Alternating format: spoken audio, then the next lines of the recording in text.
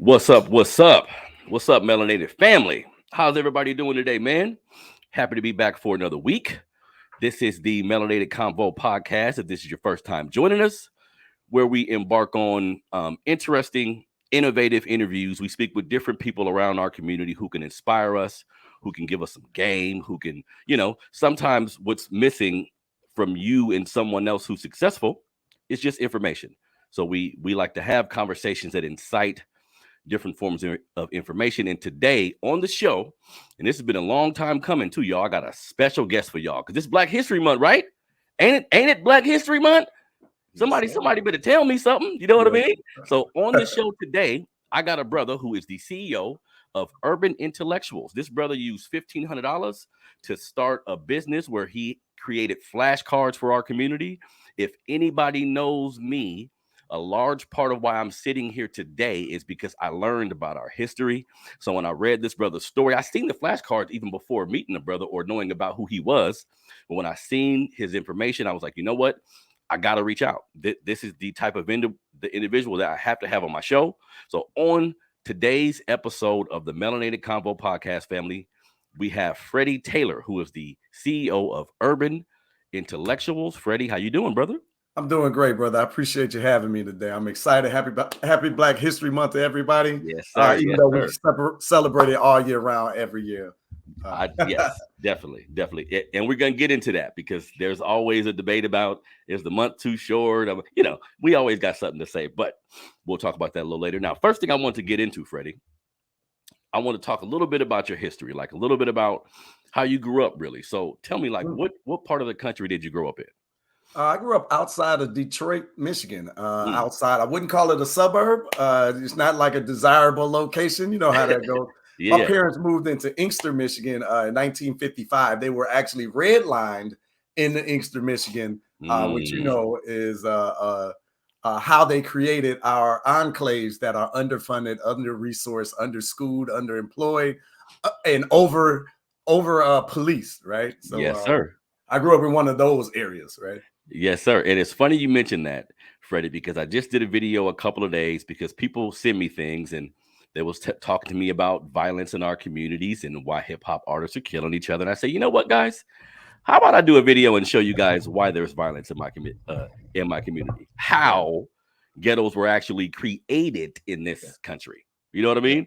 And many people don't know how far back that goes and how it's still happening today. But I'm not an excuse written person, Freddie. I don't look at our struggle and say, okay, because I went through that, I can't be successful. But you can't deny what has actually taken place. You know what I mean? Yeah. The facts are the facts, right? Like, just is what it is. And it makes our rise inevitable if we have the self-determination to overcome the obstacles that are put in front of us. But there's no denying that if my dad was able to buy where he wanted to buy, which it was $11,000, the same house, but he was redlined to a particular area, that house today is worth 6, 7, 8 times more than what it is the house that I grew up in. And with those types of resources, what type of opportunities could I have had if he was able to pull that type of money out of the home rather than just struggle from year to year and hope their son is either smart enough or plays basketball. There we go. And get a scholarship and get a chance to get out of there, right? Yep. And that's directly how wealth is accumulated in this country. Because I tell people, Freddie, look, I'm an advocate of reparations. I know people who look at me and say, that'll never happen. How are we going to do it? Is it going to be land? They're going to give you money? Well, figure it out. You figured out how to come up with all this COVID-19 money. Figure it out. Because when I look at the redlining structure and how it played out, and I told somebody this the other day, it was a light bulb, Freddie. I was like, you know what? White people actually got reparations before. Yeah. They got a leg up. They got help. You know what I mean? They really did. In fact, the slave owners, so-called slave owners in the South, they got reparations for their lost property, right? Wow. So like these stories, these excuses. And let me just give you a scholarly word. Randall Robinson wrote a book called The Debt back in the 90s. If everybody's saying, how's it going to get done? There's a very articulate plan laid out by a very intelligent brother who did a wonderful job, I thought. Check it out if you're just ever interested. Right? What's the name of the book again? The Debt by Randall Robinson. Interesting. Okay, so let's get into the flashcards, right? Like talk me through the inception of even thinking to do something like that? Yeah, well, it really starts with my dad, right? So he was born in 1929. He's still alive today, 92 years old, 92 years young, excuse me. But he raised me believing that our history is very important. Of course, I was a child not listening, right? But the seeds have been planted over the years, but it wasn't until I started having children and I got to see the educational system a second time through the lens as a parent. And I just couldn't believe that the lies were still being told that I grew up with. My dad was dispelling every time I come home talking about Columbus or whatever lie that they're shoving down our throats. And he's like, this is why you have to understand your history so that people can't lie to you and tell you that you're something that you're not, and that you understand the greatness that you've been on this planet so that you know what you're going to be able to do in the future. I skipped a little bit, but the real genesis was just seeing the educational system again and just realizing I became my father, right? I'm like, oh my God, I'm this angry black man, right? And I just started thinking like, man, somebody should do something about this. Somebody should. And then finally one day I became somebody, right? I just decided to be the solution that we wanted to see in the world. And that's really how it kicked off. And, I made a little investment in myself. And, I had no idea it was going to turn into all of this. But I just wanted to make a point that our history is critically important to our future. And now that I understand it, I'm so glad that I'm in it. And I just feel like I'm a continuation of my dad's legacy. And I'm really proud that he got an opportunity to see what he really manifested, right? By putting these seeds in my head and always being a super supporter of me. So that's my man. I love him so much. That's dope right there, brother. It's funny you brought up something in what you were just saying that I speak about a lot, because my son goes to private school, and it's not a lot of black parents, but sometimes I'll have little one-on-ones with the black parents, right? And they they know what I do, so they come to me talking about black issues. And some people, even not those parents, but some other black people I know say, "Hey, man, you a little too radical, man. You shouldn't be teaching your kids about all that black stuff and all that." I'm like, whoa. So let's not conflate knowledge with hate. We should know what we come from. Like, that's an empowerment tool that you can use. Like, other people come to this country, they come from Russia, other places in Europe, come from Mexico. They take pride in telling their kids about the village they came from and how their grandfather used to catch fish with his hand, right? Well, if you tell the story of black people in America, it's a lot of things you can't leave out. You know what I mean? You have to be truthful. So that's great. Everybody listen to that. Like, your black children, and like Freddie said, sometimes your kids seem like they're not listening. Like, whatever. They'll hear it. They'll keep reiterating. And something else you said that was poignant. If a kid, black family, everybody listen to me. If your kid comes home, this is the best segue and opportunity you can have. Your kid comes home happy he just learned about Christopher Columbus. You got to get him. Gotta get him. That's the perfect opportunity, not with anger, but sit him down and say, all this is kind of a lie, son. Yeah, I mean, just facts. This is. I've been having this Black History Month. I'm on, right? So it's really been having an opportunity to have these discussions with our parents, and you got to really. We get frustrated when we're adults and they say, man, I can't believe the school system really lied to us like this. How are they still telling these lies? How are they still telling these lies? I like to say, this is true. They're lying to you, but you're complicit in the lie because you never correct it. You never tell your child something different. You never show them nothing different. You never go into the schools and say, stop lying to my children like this. So you're complicit in this lie. And all you got to do is stop.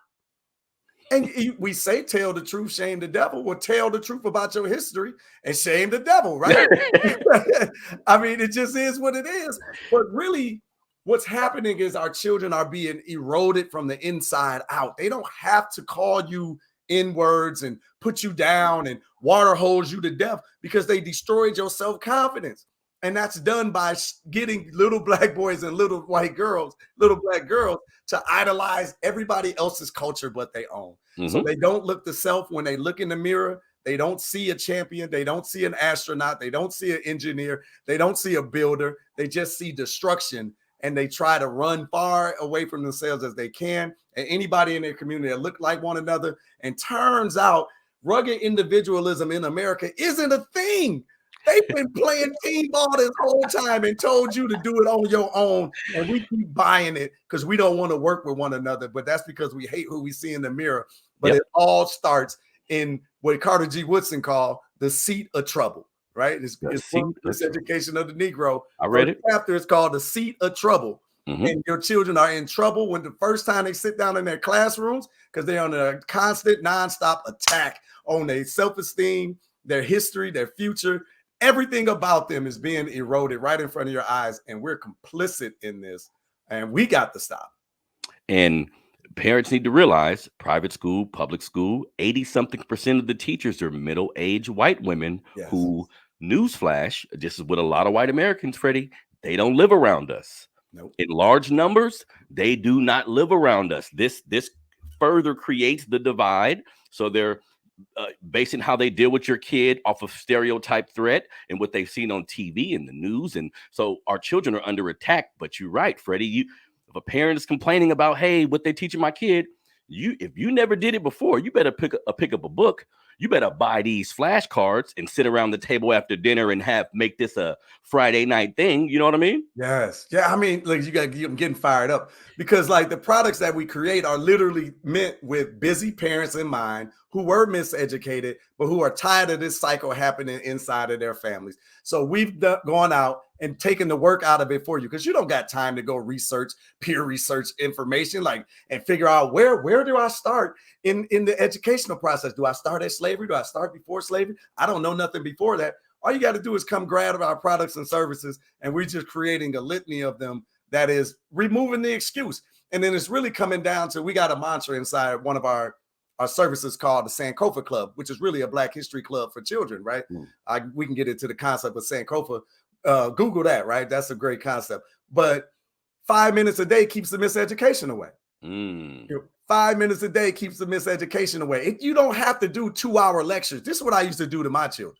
So I used to get frustrated. I get on the rant, and I just talk at them for 2 hours, right? That's not how you teach. Yeah, you're the same, right? Yeah, I get fired up.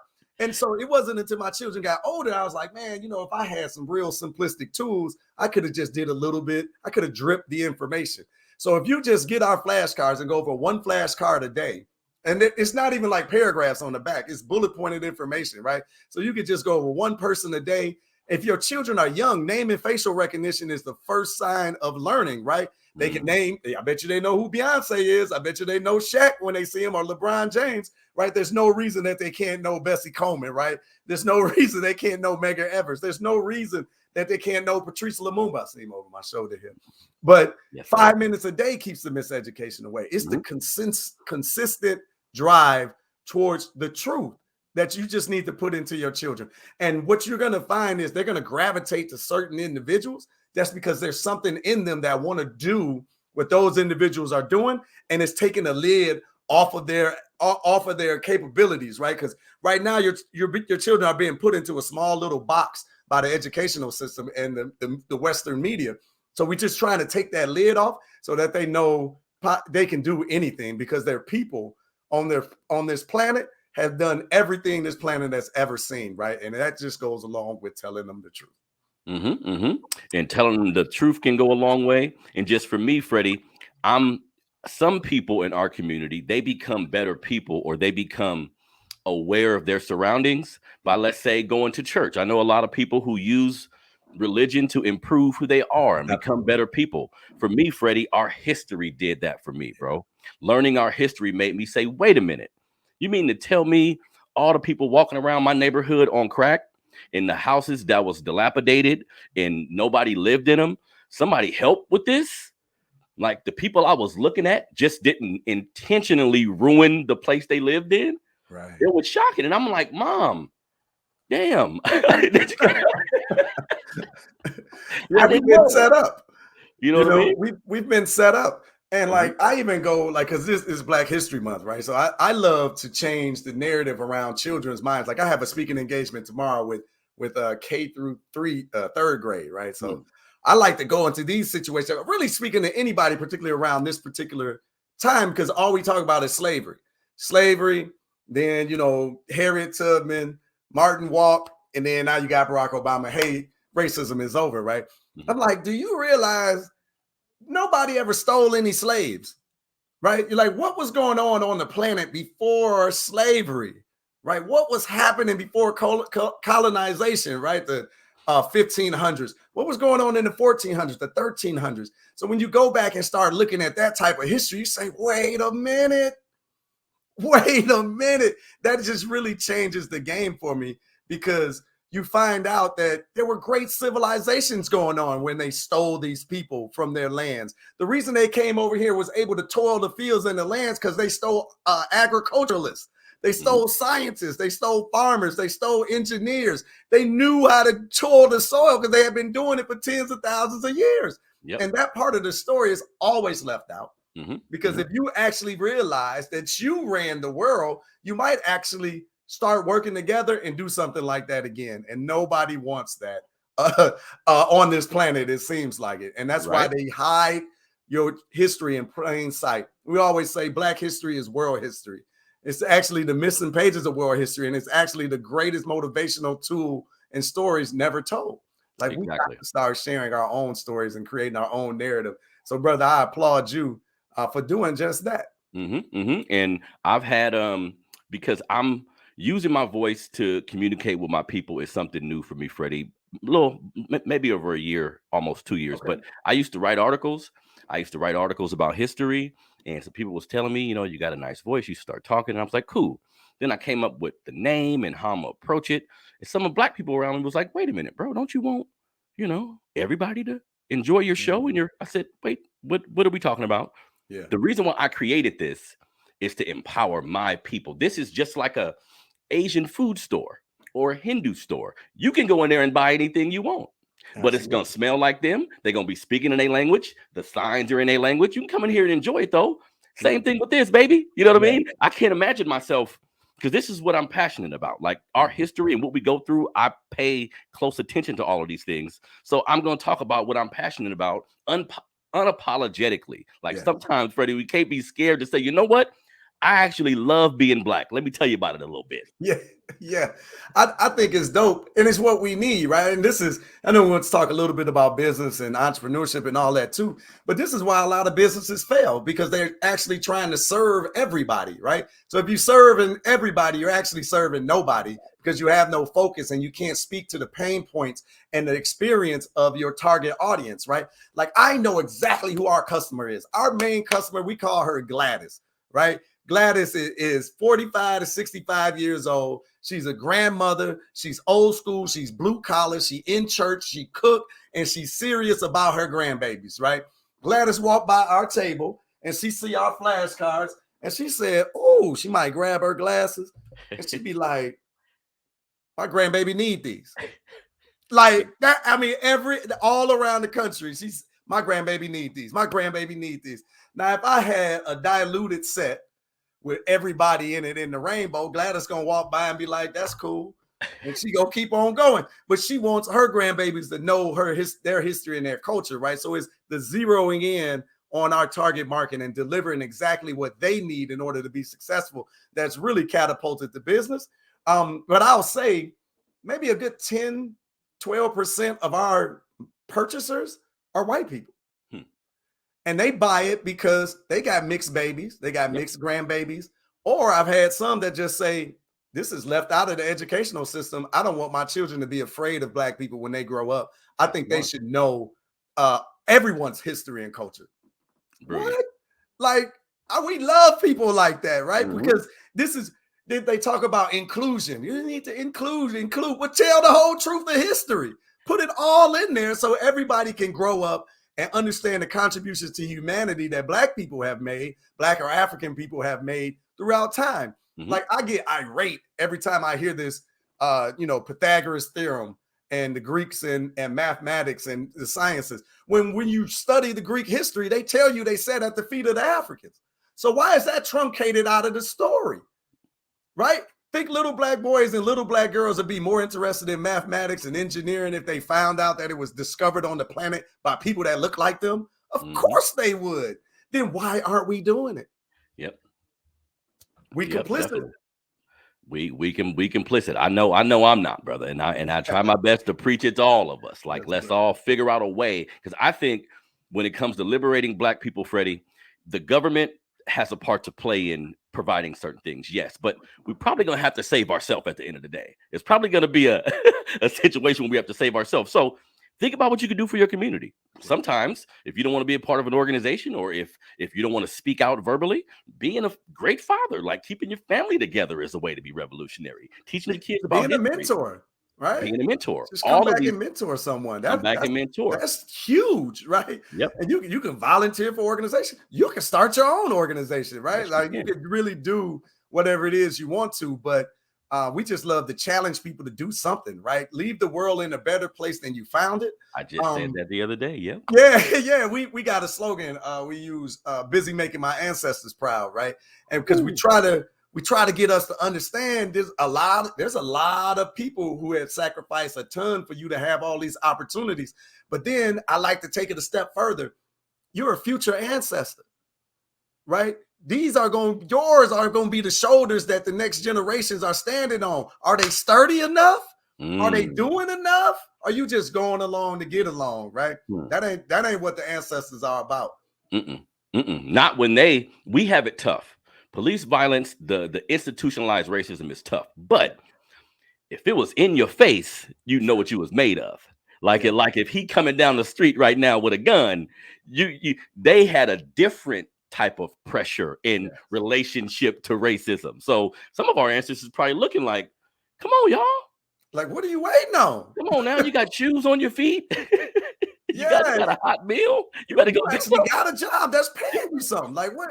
Why ain't y'all pulling your resources together? Why ain't you working together? Why y'all so individualistic? Don't you know about our history? Don't you know who we have been on this planet? We've always worked together. We've always communed together. What are you doing? Oh, that's right. You've bought this idea and this narrative that your history isn't important, right? It's funny how our history isn't important, but when you identify, when you analyze other ethnic groups, they even have Saturday schools. That their history and their language and their culture is so important. They get together on an extra day to make sure that everybody embraces it, loves it, knows it, feels it, and grows it. Everybody but us. Like, it's funny you say that, Freddie. I had a Russian guy who lived next door to me. He's since moved, but one day it was a Saturday morning, and I said, "Hey man, what's up? How you doing?" "Yeah, I'm just bringing my kids to school." I said, "School? It's Saturday, bro." He said, "No. When we come from Russia, we have a school that just teach them about Russian history. Yeah. Go learn all that what they telling you, but you got to come here so you can know what's really going on." I didn't even know what to say. I said, "A school to teach a school?" I said, "Where is it?" I wanted more information. Freddie, I just want to see. Can I see it? So that's real, man. So since we're on this topic, I wanted to get your thoughts on this. I'm not too sure if you've heard about the critical race theory debate. So I'm thinking in my mind, Freddie, and we could talk about this. I was so curious about it and so intrigued. I'm watching all these interviews of political pundits, white and Black, and they're giving all these reasons why you shouldn't make a white kid feel like he's responsible for our position in this country, and everybody's going back and forth. Freddie, I'm thinking, this is what's wrong with everything. You guys serious? You could teach us about someone who stole something, and you could teach us about Thanksgiving, which was a travesty, man. If we made it out of a movie, we'd be crying at the end. Yes. Yeah, I think it's ridiculous, brother. That's my official stance. This is ridiculous. This is just another way to talk around the truth. You don't want to inflict the truth because you know what it's going to do for little Black boys and little Black girls. It's going to make them feel better about themselves. So I try my damnedest not to engage it. I don't embrace it. I get with the ready, willing, and able, and we're going to do what we know is necessary for us, because ain't nobody coming to save us. We can sit on their platforms and talk till we blue in the face, but you can't rationalize people who aren't rational. Like, so I don't want to spend any effort or time like discussing it with them, when at the end of the day, we know that we need to do what we need to do in order to advance our our community forward. We just got to put in the work. They're just next 10 years, it's going to be a new term they're going to make up to ignore the truth, right? And to not include it in schools. This is reverse racist. Like, it always got a new term. You just gotta give it to them in their think tanks, because they just know how to play us, with certain words, certain political hot button issues, and they play us every single time, and we continuously fall for it. They're just leading us by the nose around these discussions when you know what your babies need. They need the truth. They need to be fed it. They need you to be building businesses so that you can hire people that look like you, so that we can circulate the money inside of our community, so we can start to solve our own issues. Nobody's coming to save you. We got to save ourselves. Definitely. And I like telling my friends, when my friends talk about how we turn against each other, my friends, some of them who are ex-street guys who speak in like a street vernacular, and they talk a lot about snitching and how they don't like it and all that. I say, hey, there was something in this country at one point called meritorious manumission, where they rewarded you for snitching.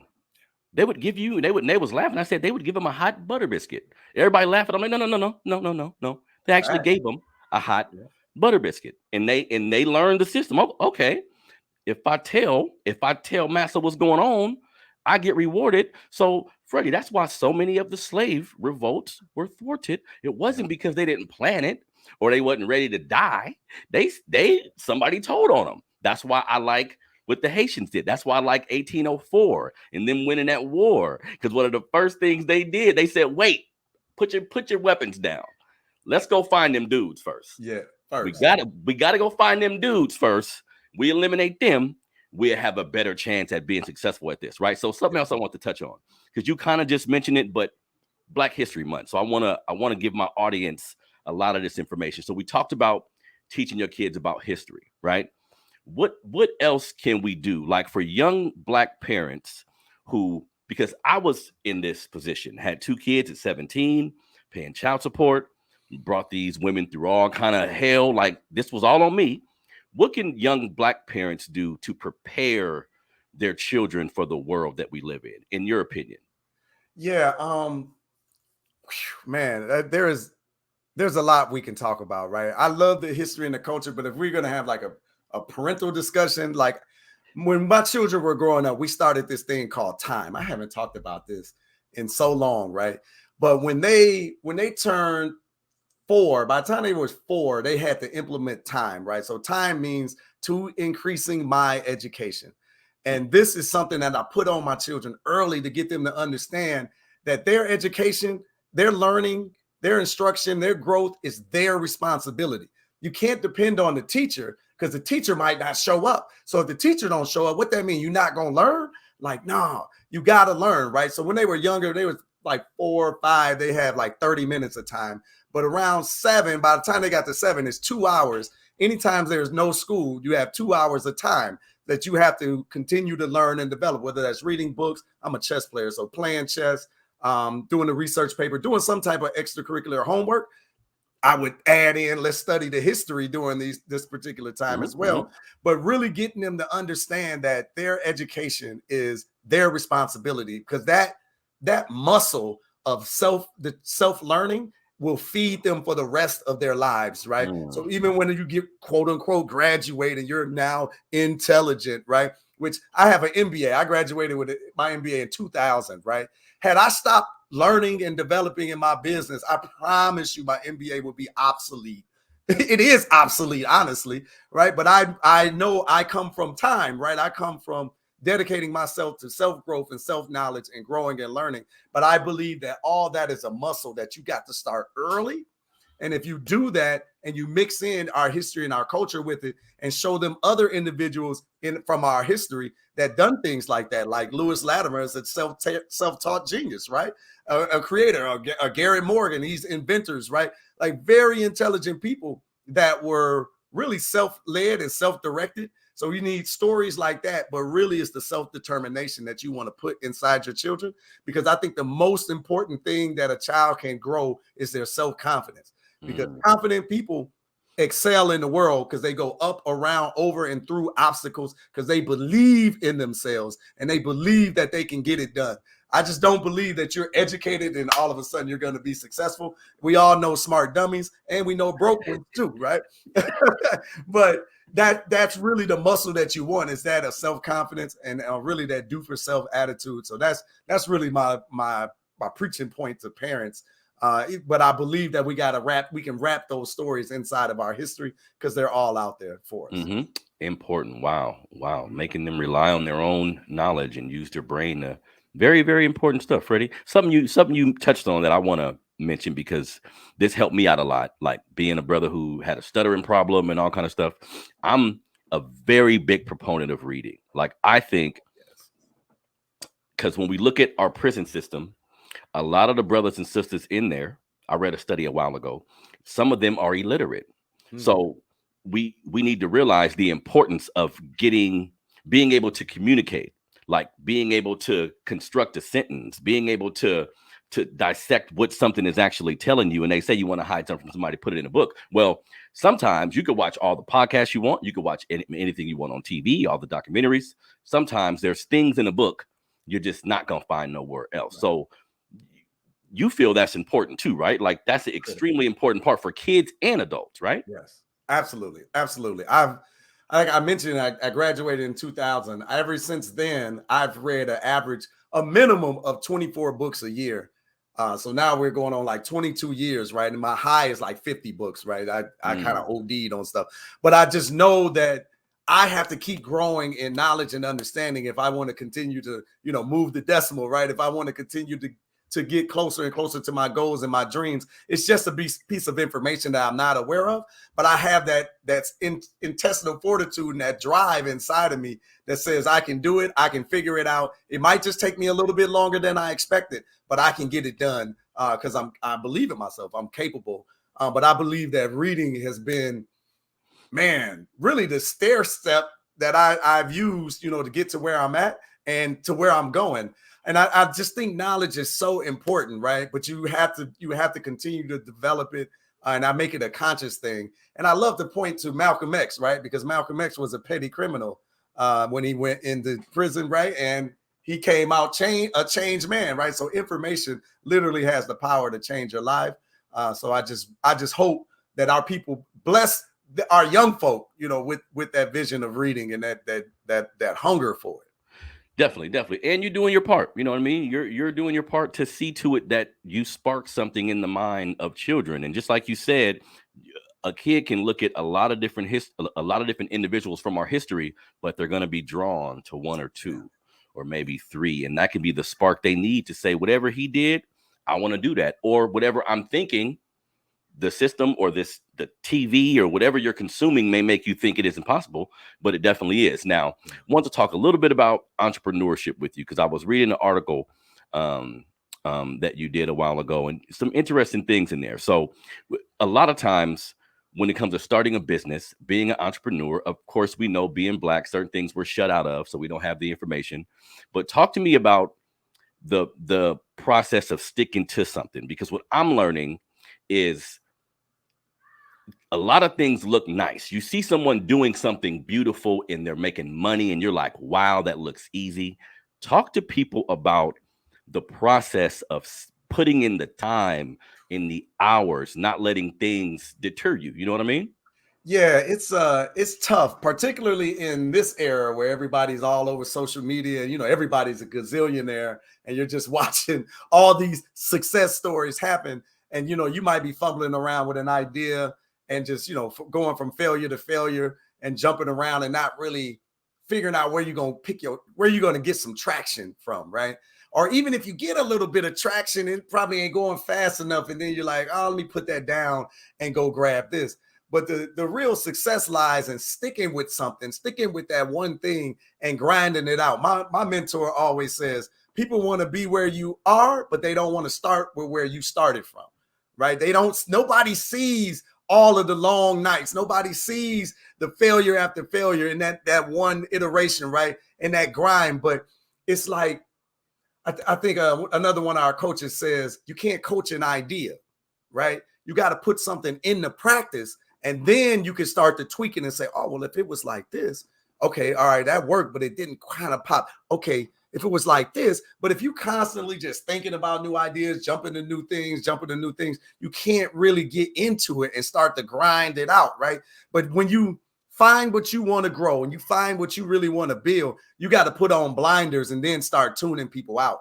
Because everybody around you going to tell you that you're crazy. I can't tell you how many times they told me, Freddie, you got an MBA, go get a job. Well, you struggling like that? I'm like, I got a vision for my life that it ain't yours. You just let me do what I'm going to do, right? My wife is okay with it. I'm good, right? Don't worry about us. But those failures, you know, coming up short, oh, that didn't quite work. And just the grind is really what put me in a position now to be able to make faster decisions. But they're all based on my past experiences. Had I not stuck with it and gone through it on the same particular path, I wouldn't understand this industry like I do. A lot of people say, oh, it's luck. You just blew up. Like, yeah, I told you, I graduated in 2000. I've been an entrepreneur my whole life. I didn't get lucky. I'm due, right? I'm due. And there's more to come, right? I read a book. I read something, man, back in college. This was really got me on the path. It said the average millionaire takes them 17 attempts before they make their first $1 million. And in the discussion, it goes on. It's like, man, afterward, they say it's easier and easier to make them, right? But I always stopped and said 17 attempts. And then I thought, who in their right mind would fail 16 times in a row, right? Most people can't stick to nothing long enough to get to success. If people knew they was going to be successful on their 17th attempt, half of them wouldn't even try 16 times. Yeah. Now, that's the average, right? That means somebody failed 34 times and kept going, right? So what it comes down to is that grind, that grit to overcome and go through anything that comes in front of you, right? Most people just quit. Another great book, 3 Feet from Goal, right? That's where most people stop. 3 feet from goal. You digging and digging and digging. It's right there, but you quit. You'll never get those last 3 feet because you don't want to go through the little bit of extra, the lot more people talking behind your back and whispering. You can't take it. You give up. Where if you'd have just kept going a little bit further, you would have struck gold. Don't give up on yourself. Don't give up on your dreams. Definitely. And how I feel, Freddie, being, you know, an entrepreneur now and doing some of the things that I'm doing, I like all this hard work. Like I'm thinking in my mind, Freddie, it's like, okay, when I finally get to where I want to get to, I'm going to be more well-versed. Yeah. I'm going to be more appreciative. See, some people don't realize if you do blow up quick, if you come up with an idea and in 3 weeks, somebody hand you $1 million check, that may not be a good thing. You haven't put in the time. You haven't, because the failures that they're speaking of, these are really just lessons. Yeah. So you're learning, okay, go that way. And then you build up the courage and then the confidence come because it's like, no. I've been doing this. You know what I mean? So that's extremely important. I know a lot of young entrepreneurs who, especially people from our neighborhood, who will have, I call it more like a hobby. Mm-hmm. They'll say, because there was a point on my show where I would say, you have a black business, send me your info. I'll do a little promo for you, right? Nice. So I didn't think I had to put any more details than that, but they send me like a Facebook link, like I sell shirts. I'll say, cool, give me your website. Nah, I kind of sell it on Facebook and then you DM me and then I send you and I'm like, bro, good start. Like the fact that you are stepping outside of corporate America to make money, that's great. But I want to look at a website. Like I want to be comfortable with the person that I'm buying something from. So sometimes you got to take that step from hobby and kind of hand-to-hand hood business to an actual business, which you're going to have to pay taxes and you're going to have to learn about a lot of this stuff. Right now, that brings me to a program that you're a part of called Move the Decimal Movement. And you said that's kind of based on entrepreneurship. Talk to me about that. Yeah. I run a group called Nimble 52, right? So we're networking, informing, and motivating Black leaders and entrepreneurs 52 weeks out of the year. And inside of that, that's my slogan I use is move the decimal, right? Because really that's how I came up. I've literally moved the decimal, right? From earning 2 cents a day to earning a lot more than that, right? every day. But I remember tracking this, and this is kind of where it comes from. And this is the grind that I'm talking about. I actually wrote a book It's called Move the Decimal. I haven't published it yet, but it's coming. But I remember telling my mom, telling my wife, I said, "Babe, I was making 2 cents a day, and then I'm making 22 cents a day. I'm in our living room. I was ecstatic, right? I'm like so excited." And she looked at me like I'm crazy. Like 22 cents, like, boy, if you don't get on out of here. And I go back to work, and this, man, maybe, I don't know, a month or so later, 2 months, maybe 3 months later, I come back to it. I said, remember that 22 cents? It's $2.22 now. And at that moment, she said, oh, so this is where it comes from. And then, it went to $22. We was like, man, we was paying bills. Like, it got real, right? And then at $222 a day, it is super real now. And then since then, we've moved it again, but I need to move it a couple more times. There you go. We're gonna get real special. But this is really where the origin of the concept comes from, because I just know now that if you do some simple things and you be consistent and you really learn these principles in business and marketing, that you can move the decimal in your life. So the guy with the t-shirt business, I would say, yeah, definitely get a website, but not just because you want to legitimize your business, but because you want to set up a place where you can start to collect customer data, right? So that now they every time they want to purchase from you or you want to reach out to them, you don't got to go through Facebook. You collect their email address, you collect their phone number, you collect their address. So now I can send you stuff in the mail. I can shoot you a text. I can shoot you an email every time a new shirt design comes out. This is how you start to build a list. And a list is worth money. It's like printing money. But if nobody ever tell you these concepts or these principles, it's like, man, you will be forever trying to grind on Facebook. And then Facebook, I'm going to tell you what's going to happen. They're going to change their algorithm. And then you're going to go from making money to not making no money. How do I know? Because I went through that. Yeah. So anyway, inside of Nimble 52, that's really where we talk about these concepts of moving the decimal and really trying to help entrepreneurs grow and learn. Now, I just spoke to a buddy of mine who has since got a website, just to kind of put more into the story. He's creating, but he didn't know. He didn't know what he didn't know. And we have to speak in unison. Like I could have ridiculed him or made it seem like he is stupid or any of these things. I nicely talked to him about this stuff. Maybe he didn't know. You know what I mean? I didn't approach it like, oh my God, what are you doing? Because how I view all of us in this country, even abroad, like all my Black family, we family, man. Any information I got, I'm going to give to you. I'm going to lead with respect. I'm going to see you and greet you and look you in your eyes and shake your hand. Like I'm going to always greet you or present myself with love, because that's kind of what we need. Like with the internet and all the people that go back and forth on YouTube, it's too many Black people who may not even realize it, but they're kind of practicing divisiveness, even if they wrap it up in something they think is special. You know what I mean? Humor, right? Yeah. No, that happens a lot. That happens a lot. So I appreciate you being on the show with me, brother. Tell everybody to get the flashcards, to get some of your products. Where would they go to actually find that? Yeah, you can always get us at urbanintellectuals.com. We have a nice wide variety of products and services, right? So we got 5 editions of the flashcards, 2 editions of trivia card games. We got playing cards with history and culture infused in them. We got matching pairs cards. We got Black History ABC cards for the younger children. We got our Sankofa Club, which is a Black History club for children with live Black History classes taught 2 days a week by Black teachers. Inside of the Sankofa Club. Check that out, sankofaclub.com. We got curriculums that we've built out. We have a Black Math Genius program as well for your children, tying history and culture together with mathematics. All of that stuff I was talking about, teaching children the truth about mathematics and history is how we can inspire them to do better in the classroom. And our teacher, Sada Moore, does an incredible job inside of that. Right now, in fact, we're doing free math tutoring for Black History Month. If you just go to urbanintellectuals.com, I'll make sure we get a banner put up on there because I don't remember the exact URL off the top of my head.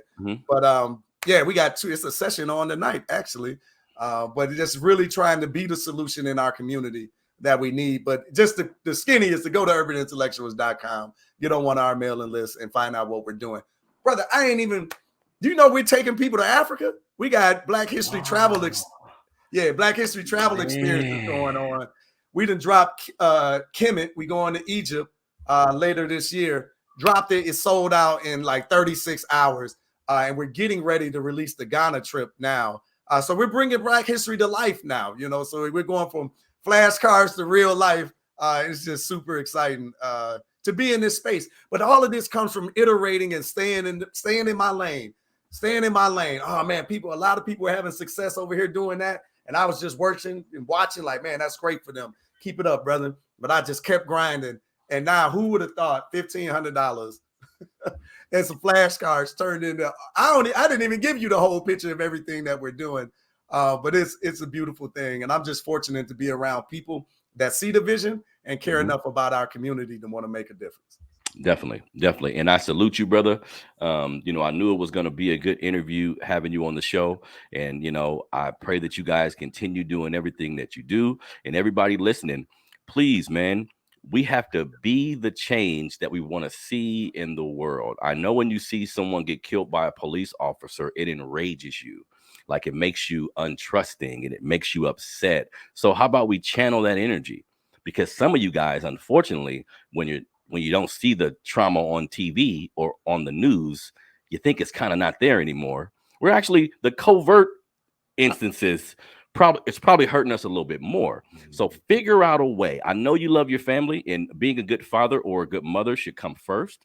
Like making sure the structure in your children's lives and what they know about things, all of this is extremely important. But at some point, if we're going to get out of this mess we in, gotta have all hands on deck. You're good at drawing. Draw us some illustrations about what's going on. You're good at talking. You're good at writing. You're good at organizing people. You know a park that's dirty in the neighborhood. Go pick up the trash. Like, we got to start somewhere. So that's what I'm big on, Freddie. Because sometimes I know people, no shot at them, but I know people who election time comes, they go put the name in the ballot, boop, go sit back on the couch. I said, you kind of just did nothing. I'm sorry if you think that's going to change the world. Politics is a tool that we can use to get to where we want to get. But in actuality, unity is what we need. And you were saying something earlier, and I forgot to mention this about unity, right? Just before we go. This tripped me out. Because we talk about how we don't like each other. And because we don't like that man, that everything's off. Ain't talking to you, no business. It's all done. Everybody hearing my voice. Did you guys know that, for instance, white men, Caucasian men in business, right? Do you know deals get brokered every day between two people who can't stand each other? That guy's an asshole, but for the greater good, I call him an asshole later. I got to sit down with him. We may even be talking to each other a little way. I got to sit down with him and do this deal because it's going to help out. When Whoopi, because I just did a show with my homeboy about what happened to Whoopi and how she got reprimanded. And I asked my homeboy, because on my show, like, I know a lot of stuff, but I'm always learning, and like live in your face too. So I asked my homeboy, hey, who was in charge of making sure Whoopi got suspended? Like, aren't Jewish people in higher places? I was setting him up. And he said, yeah, man, look, the higher ups at ABC put her on suspension. And he was like, but you know something that's kind of on code for them? They probably didn't even care about what she said. It's not the point, though. It's not the point. It's not the point. You talk about my people, I gotta reprimand you. What you said wasn't that bad, and I actually like you, Whoopi, but no. It's principles. Principalities. Principalities around it. All right, brother Freddie, man. Again, I appreciate you coming on the show. I'm gonna buy some of the flashcards for my son. Appreciate Even though we teach him a lot of stuff, but I want to support your business. Thank you. I hope you continue to go. Like from the flashcards to where you are now, this is just creating a bigger liberation movement for our people. And I appreciate that, brother. And I honor you, because like I always tell people, when I look at individuals who are choosing, this is a choice, to do something constructive specifically for Black people. Sometimes people around me will see that individual and they'll complain, well, he has an ego, or, he said something I didn't like one time. I said, well, hold on one second. Do you know how many people I know who don't really give a shit about our liberation? They go to work, they come home, they cut the game on. Now, granted, I'm not mad at that guy who does that, But when I see someone who steps out of the box specifically to help us, when I know sometimes helping us could cost you things, I have to take my hat off to them, because sometimes it's a thankless job too. So I appreciate you being on the show, brother. Everybody go to urbanintellectuals.com. It's Black History Month, family. Get them cards. Use this, even though I'm on my Black History stuff every day of the week, every month, right? But for those of you who, because even though Black history is talked about, I'm aware there's 20-something, 30-something, 40-year-old Black people who haven't really dug into it yet. So I say Black History Month, family, use it as an opportunity, because you complain it's only 28 days. Why they give us this? We can't complain about this system all the time. Use it as an opportunity to learn because I tell people, Freddie, if you just hear about different people in history, that's kind of cool. If you open that book yourself and you look at the details, you read it with your own mouth, the details, nobody around. You're reading the details, what they had to go through, how they had to get there. You're going to put that book like, damn. It hit different. It hit different. See? But it's kind of like what you were saying about the time thing you did with your kids. Really just a personal investment in something creates more of an interest. You know what I mean? Absolutely. Definitely. Okay. So thank you for joining me today on the show, brother. Everybody, this is the brother Freddie Taylor. Go to Urban Intellectuals right now. Get them flashcards. Please continue to support the show. If you listen to this on one of the digital platforms, leave a review. That helps out the algorithms. That helps me out greatly. Share the video. If you're watching on YouTube, tell everybody about the Melanated Convo podcast. We're going to keep bringing you these interviews, this information. We need this, family. Yeah. You know what I mean? So I appreciate everybody tuning into another episode, man. Thank you. This is your boy Harrison. I'm out.